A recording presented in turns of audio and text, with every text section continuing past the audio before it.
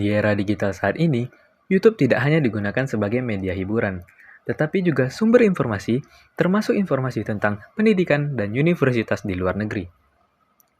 Banyak calon mahasiswa yang ingin melanjutkan studi ke Inggris, mencari referensi melalui video YouTube, lalu menyampaikan pendapat, pertanyaan, dan pengalaman mereka melalui kolom komentar. Dari situlah ide proyek ini berawal. Pada proyek ini, kami menganalisis komentar YouTube yang membahas universitas-universitas di Inggris dengan tujuan untuk mengetahui bagaimana persepsi masyarakat, apakah cenderung positif, negatif, ataupun netral. Data yang kami kumpulkan masih berupa data mentah, komentar yang sangat beragam, mulai dari kalimat panjang, pertanyaan singkat, hingga komentar yang hanya berisi emoji. Untuk mengatasi hal tersebut, kami melakukan proses ETL menggunakan Tableau Prep Builder.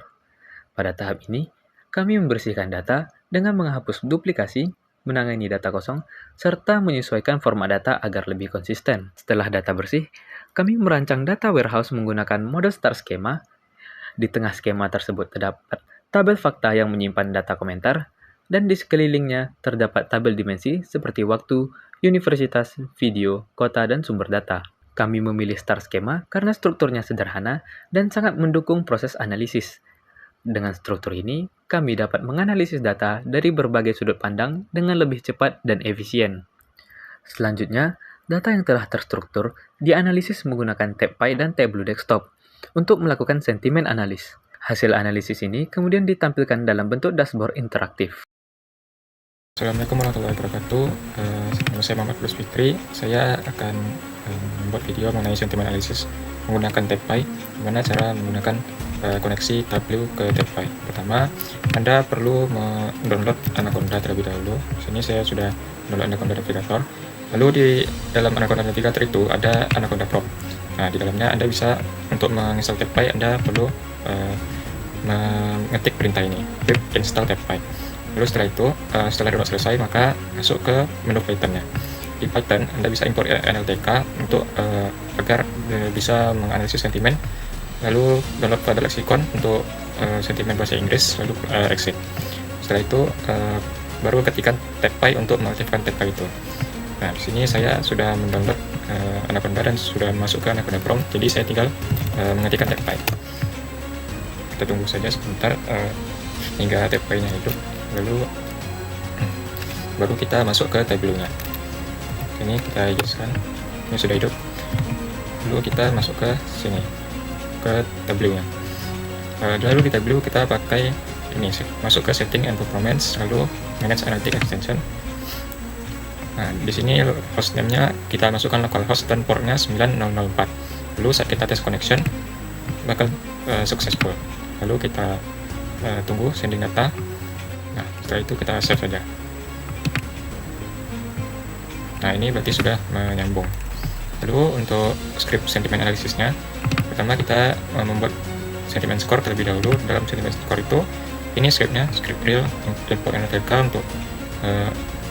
untuk bisa menganalisis sentimennya. Lalu from NLTK sentimen, import sentimen intensity analyzer. Jadi saat ingin menganalisis bahasa Inggris, kita pakai ini, sentimen intensity analyzer.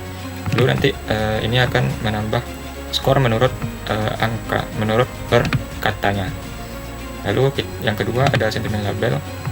Itu saat angkanya keluar, maka kalau hasilnya 0 akan keluar negatif. Kalau kurang dari 0,4 akan netral, dan kalau lebih dari 0,4 maka dia akan menjadi positif. Lalu begitulah cara skor dan labelnya didapat. Lalu ini contohnya untuk ini.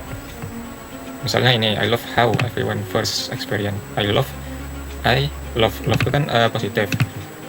Ada kata-kata lain, maka yang positif maka akan dikumpulkan jadi satu kata, diakumulasikan poinnya. Jadi nanti hasilnya akan 0,946, yang dimana di sentimen label tadi jika lebih dari 0,4 maka akan menjadi positif. Mungkin itu saja untuk tahap ini. Sekian dari saya, terima kasih. Tahap kelima yaitu dashboard dan business insight.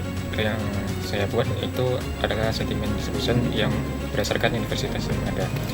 Di sini KPI yang kita dapatkan adalah bahwa universitas dengan yang terbaik, yaitu review positif yang banyak, adalah Manchester dengan 53 review positif. Terus ada University College London dengan 41 review positif, dan University of Edinburgh dengan 28 review positif.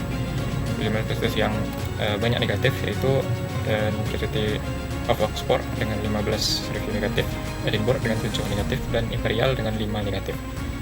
Insight yang kita dapat adalah bahwa ada masalah tentang jaringan atau wifi yang berada di kampus, beberapa kampus.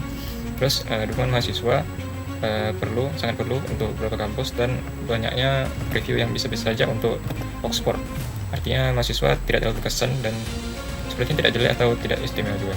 Terus ada juga yang memasalahkan lokasi kampus yang mungkin kurang strategis atau jauh dari fasilitas umum. Yang harus vision actionable yang berdasarkan data, yaitu kita bisa mengurangi review negatif 30% dalam 6 bulan seperti untuk Oxford ya, yang masih banyak.